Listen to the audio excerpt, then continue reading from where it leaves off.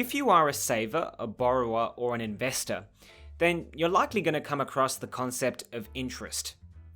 So what exactly is it and how does it apply to the real world? To illustrate, let's say that you're looking for a loan of $200 and your friend Harry is very happy to give you that loan, but only on the condition that he receives some sort of reward, because after all, he is sacrificing the use of his money. Harry says to you, "Look, I want you to pay me 10% interest per year until you pay me back." This sounds fair, so you agreed to Harry's conditions. So think of interest as the reward that a lender expects to receive for lending their money to a borrower. It's not often thought of this way, but when you deposit money in a bank account, whilst this might be called saving, you are effectively lending money to the bank. This is why the bank pays you interest. A general rule in finance is that the longer that a lender is prepared to lend money for, the higher the interest rate that they will likely charge. This is because the lender is committing to sacrifice the use of their money for a longer period of time. The lender therefore expects a higher reward.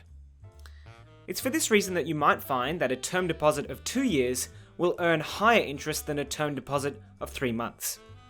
But don't worry, we'll explore term deposits in topics to come. So now that you're getting a better idea of interest, let's look at the ways in which interest can be calculated. The first and most basic is simple interest.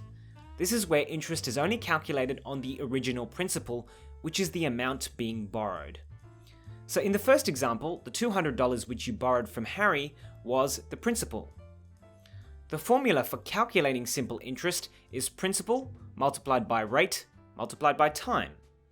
So from the first example, assuming the loan term is 1 year, this would be $200 times 10% times 1, which is $20 interest. If instead the loan term was 2 years, then this would amount to $40 interest. So as you can see, interest is just being calculated on the original principal, and each year you would effectively pay $20 interest. In the real world, it is uncommon to find cases where simple interest applies, but examples may include loans provided by department stores on some large appliances. In most cases, you'll likely encounter compound interest. Albert Einstein once said compound interest is the 8th wonder of the world. People who understand it earn it, people who don't pay it. Where simple interest is only calculated on the original principal, compound interest is calculated on the changing principal, and I'll illustrate. Using the earlier example, interest after the first year was $20. So now, for compound interest, we add this $20 to the original principal. And the new principal is $220. Now, if we calculate 10% interest on this new amount, we come to $22 for the second year. And the total interest payable over 2 years is $42 when using compound interest. The formula for calculating compound interest is principal multiplied by 1 plus the rate to the power of t, being the number of time periods, and minus the principal. If we apply this formula to the previous example, we arrive at the same answer that we did before.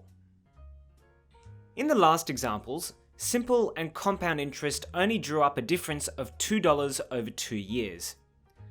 But let's now look at a chart to see the difference over 20 years. As you can see, this is fairly sizable. Compound interest grows at an exponential rate. In the real world, compound interest is commonly used to calculate amounts on bank deposits, credit card loans, and mortgages. And now that you're aware of it, try to make sure that you're harnessing the power of compound interest as a saver and not suffering from its effects as a borrower.